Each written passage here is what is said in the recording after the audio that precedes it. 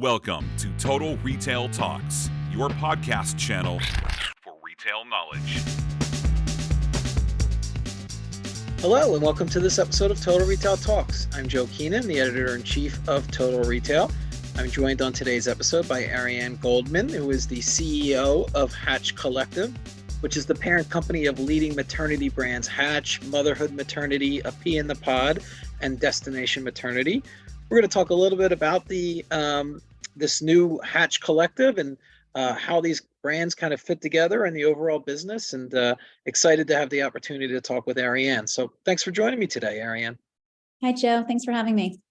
So to get us started, I want to have you tell us a little bit about the launch of the Hatch brand first, which started in 2011. You started that company. So tell us a little bit about the Hatch brand to start and what inspired you to start the brand.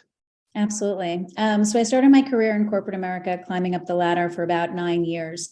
But I always had entrepreneurial spirit inside of me. And it was when I was about 28 years old, I was about to get engaged, and I realized that there was a white space in the bridal market and started my first company to kind of really soothe that void in the market of women wanting dresses that they could wear again after the wedding, so they can invest in pieces that would go the distance. And that little business took off. I got on the Martha Stewart show and was able to kind of really grow that business across Australia, London, Toronto, New York, and LA.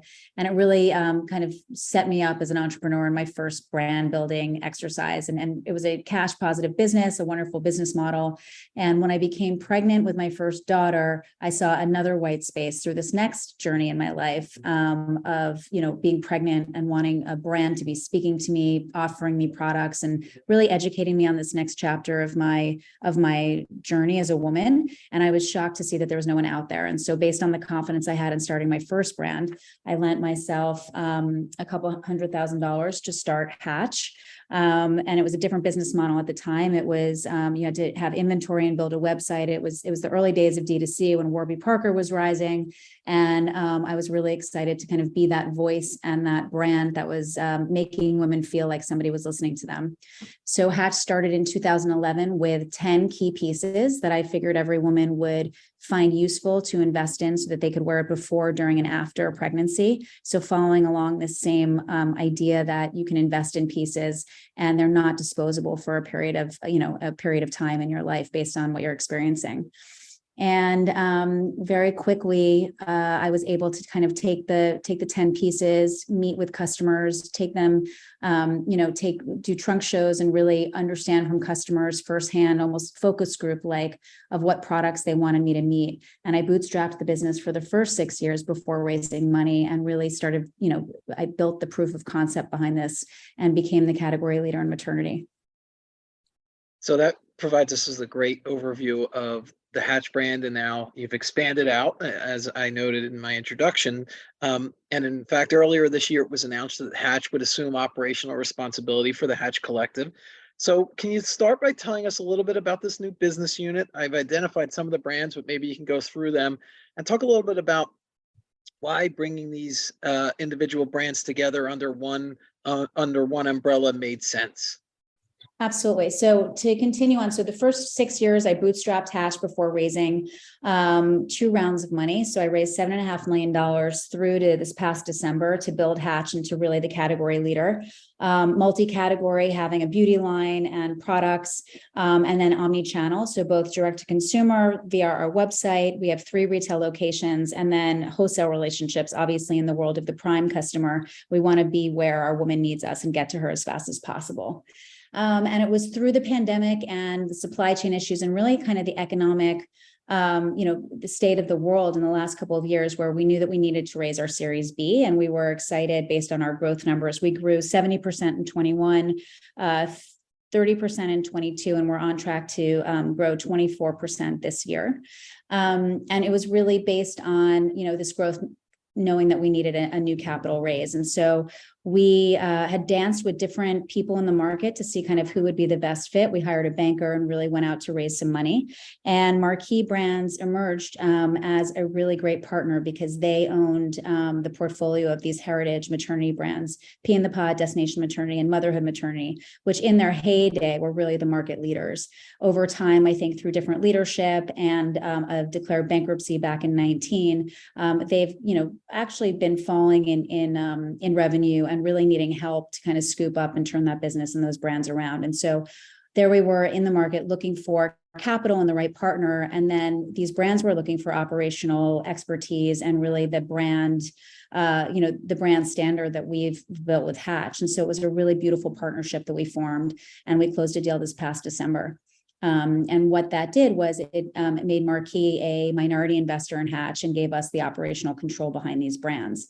So we are a few months into the integration. We have our work cut out for us, but the real goal here is to really own the category and understand and delineate the customers between a good, better, best model of maternity, those that want aspirational product that they can invest in and really go the distance, and quality and value in terms of the Hatch brand. And then really the motherhood business is where I see the huge opportunity of getting into more households and providing women solutions and that conversation and that hand holding, which is, why I set out to do Hatch in the first place, was to let people know that there was someone listening to them during this next chapter and this new journey of theirs.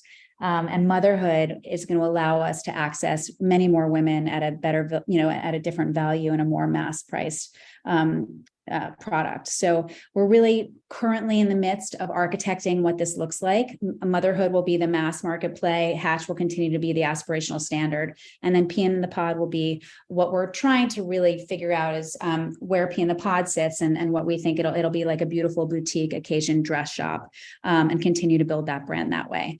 But what wasn't happening with these brands is a woman and a mother's voice connecting the product with customer, and the product assortment certainly needs modernization. So we are really getting in there day by day and starting to assess kind of what we're inheriting and starting to kind of tweak and tool what these brands are going to look like to service the entire category. And I'd say that our big impression for customers in the market will be in Q1 2024, when our touch that we're working on right now can actually come into play. Yeah, and one of the key words that you mentioned was that integration process. And actually, before we even started this recording, you talked about, that process, and it's a challenging one, but obviously a critical one. Talk about what you're doing to kind of create awareness of consumers, your target market, of the connection between these different brands. So consumers that may have come into the fold through your direct to consumer Hatch brand as you started out. Now you're introducing these other new brands under the collective, creating or vice versa. Maybe some of these consumers that came in through some of the, whether it's motherhood or whether it's Pea in the Pod or Destination Maternity, coming into the fold and then introducing them to Hatch, creating those integration lines between the brands. Can you talk about that? Sure. That's a great question. I will say, Joe, that the next 6 to 9 months is really about patience, process, and understanding of the customer. So currently there's no integration between the customers and crossover just yet. I think we really have to get our ducks in a row to understand who these customers are, what product is best going to suit them, and then figure out how we're going to bridge the gap and kind of have this umbrella over the entire category, really serve all the brands and all the customers underneath. So right now we are, in terms of integration, we've brought over much of the motherhood team under the Hatch umbrella. We're working through their current processes and just integrating them into the Hatch purview and kind of taking our best practices and really trying to integrate systems. We're moving warehouses. We are integrating NetSuite. I mean, all the fun stuff that nobody sees on the front end. On the back end, it's heavy integration. And so I want to give the team space and time to methodically get through that to make sure that we have a very strong footing. All the while, my branding and marketing team are really working through what these brands mean to people, consumer studies, how do these customers differ, so that when we put pen to paper and redesign these brands, we're kind of marrying all of this great work together for like a real launch in Q1 of 24. So integration right now between the brands and the conversation of leveraging the customer from one brand to the next is not happening, but I do see that happening, in the next 12 months. And something I'm excited to talk about is our content platform, Babe, which just to step back, we have 3 retail locations on the Hatch front. In those locations, we've been able to activate community over the past few years by bringing them into store and bringing educators and doulas and wonderful teachers in the space to educate women. And whether or not they walk out of the store with a bag, they're walking out more informed, which just builds the brand halo and really kind of increases their loyalty to the brand. During the pandemic, we were able to digitize those events, and we created Babe, which is our content platform, which really is a conversational hub for women to ask the questions and also read articles and kind of do some digging around topics that they really can't find elsewhere around motherhood and some of the taboo questions that, you know, we're often nervous to ask. And so Babe will be a very, very important conduit to integrating and kind of bridging all these brands together so that we have this conversation that serves all women, with the common denominator being motherhood, irregardless of how much money you have in your wallet or what your where your elasticity is to spend and what you want. But Babe will be that common denominator, and we're going to build out that strategy and have it be that hub in 2024. I'm glad you brought up Babe, because I did want to get into that a little bit in terms of that editorial platform. I want to go back real quickly though first, Ariane, in terms of, you talked about kind of the team as well. Obviously you're one person and there's a whole lot of work to be done.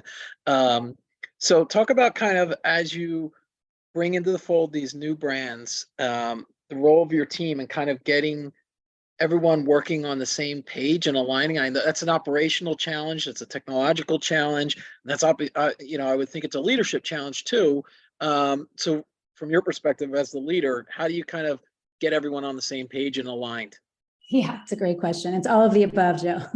We are working through it. So first and foremost, the systems integration, I mean, that's pretty straightforward. When we were looking at this deal and deciding if this was the right partnership for us, we realized a lot of synergies if we were to come together, both from a cost and, and margin exercise. Really, the volume player is huge for both sides of the business, where we can just get things made at less expensive based on the volume projections. Second, we're shipping and 3PL costs. And then obviously like the synergy of data and owning the customer information around a new mother to be. So those are all things that are in place right now, and those are pretty systematic. And truth be told, we have a wonderful operations team here on the Hatch side who's really kind of overseeing all of that. And this is something I didn't realize going into the deal, but I've learned since. We hired a third party company to kind of oversee this integration, who really keeps us on a checklist week by week of what this integration looks like for the first 6 months, so that we're on par with all these different pieces moving. They're really kind of glorified project managers that come in and really hold us accountable. So they've been phenomenal and very, very helpful in this, because we are only, a rather small team that's been working on the boutique Hatch brand, and we're scaling overnight by taking on these businesses. So bringing in people smarter than us and wiser than us that have done it before has been a huge help.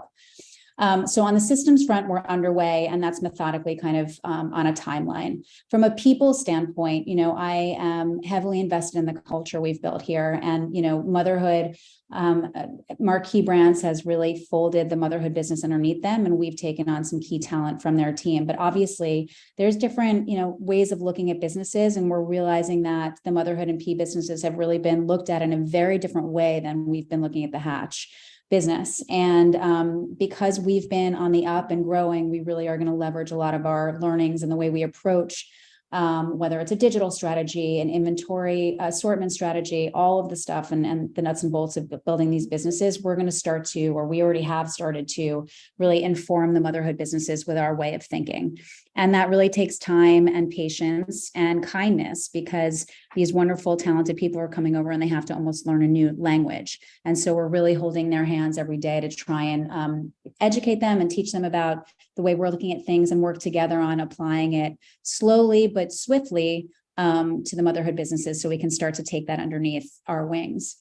The way that the org chart is actually structured, Joe, is that it's really the Hatch leadership that is going to be taking on all of the combined portfolio. And so underneath our C-suite, you will have different brand directors, whether it's in marketing or product or design, that are chiefs of those different brands rolling up to the Hatch leadership team. So that was the most efficient and strongest way we figure, to forge forward in this next chapter of growth, is to really leverage all of the greatness that we've established here at Hatch and really apply it to these brands that need a bit of turning around. Yeah, that's a great overview. I appreciate that. I want to go back to the Babe editorial platform real quickly, that content play. It's been so critical in the growth of the Hatch brand. Talk about the role that will play going forward as you try, again, it's that kind of integration piece, but also engaging the market through content, through all these different brands' perspectives. So tell us a little bit of what you envision for Babe going forward. Yeah, so Babe, we built organically without trying to make a revenue stream behind it because we wanted to gain trust, right? So in maternity, we get a lot of challenges often that maternity has, a shorter LTV of a customer because we only have her for her 10 months of pregnancy. And that's just not the case. She starts following us early when she's thinking about getting pregnant, then through her pregnancy, and now through our fourth trimester or our nursing offering of after having a baby.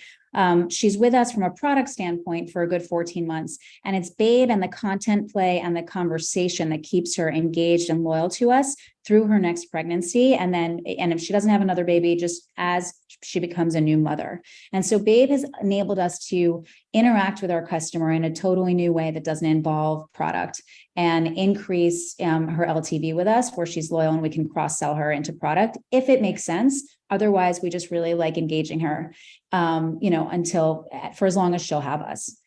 That being said, that is incredibly attractive to outside partners. And so we've gotten tremendous inbound demand for people to partner with us on talking to that woman. She's a new mother. She has new spending capabilities. It's a whole new world for her. And she's a highly attractive new customer for many brands, not only in the baby space, but just, in the furniture space, in the car space. So the revenue generating opportunity for us just, from Babe, from a partnership standpoint is incredible. I think where we really need to focus is making sure that it's maintaining authenticity and it's not being turned into kind of this revenue machine, but really thinking about what's relevant for these for our audience and makes it a win-win on both sides where we're bringing the right partners in, but we're also educating and kind of holding the hand of our customer. So yeah. Go ahead. I'm sorry.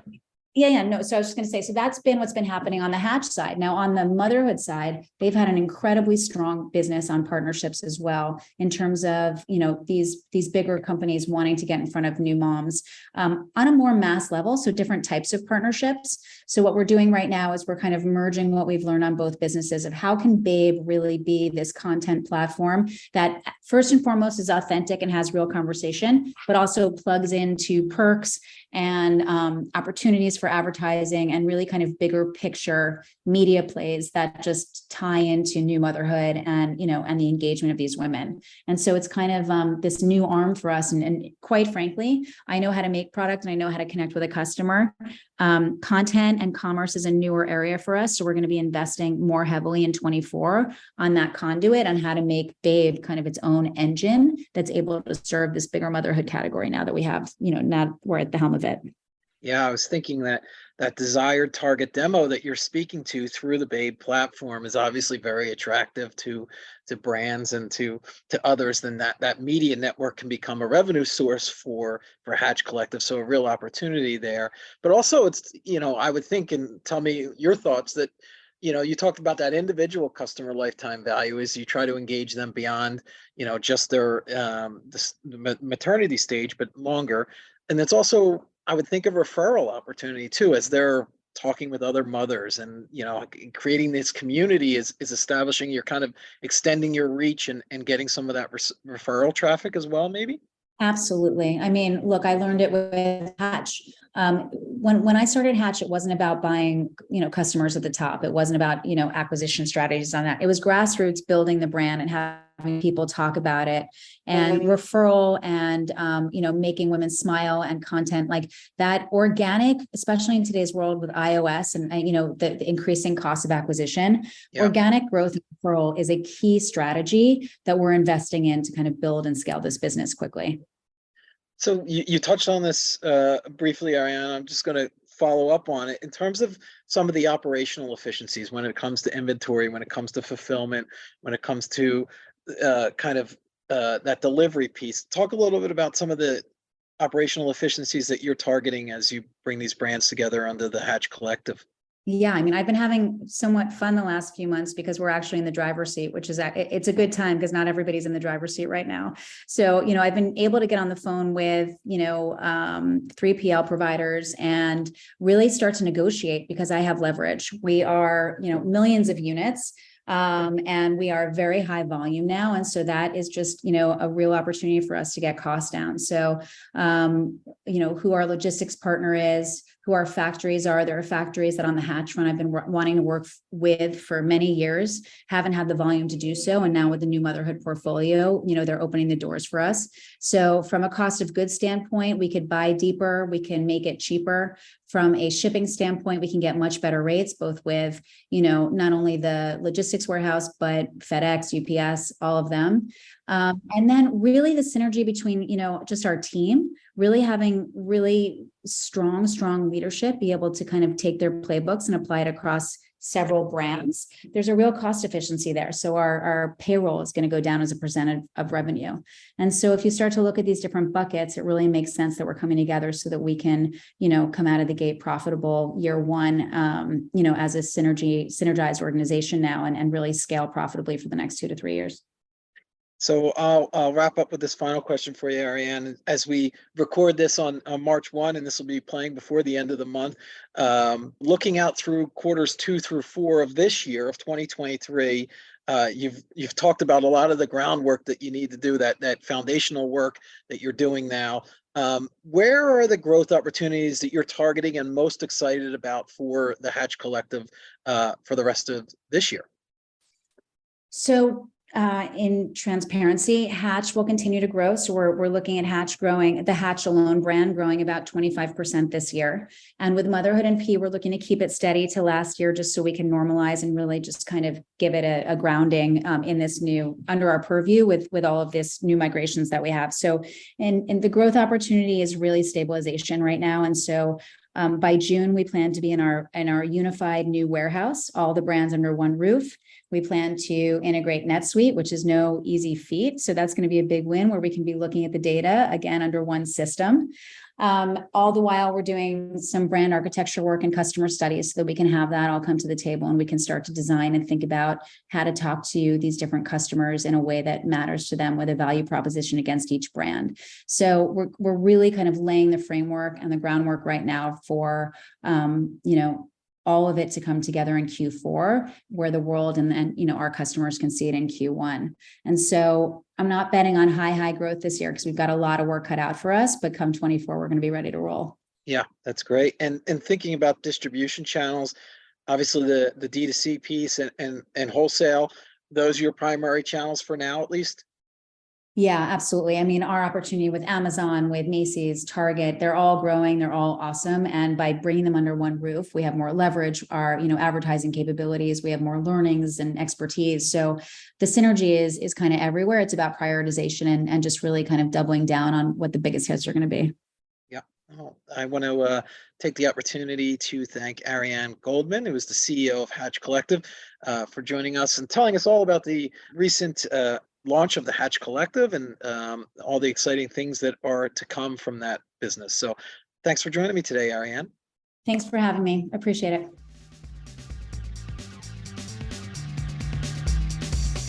Thanks for listening. For more information on this podcast, please check out our podcast channel page at mytotalretail.com/podcasts for show notes. Total Retail Talks is available on Apple Podcasts, Google Podcasts, Stitcher, and Spotify.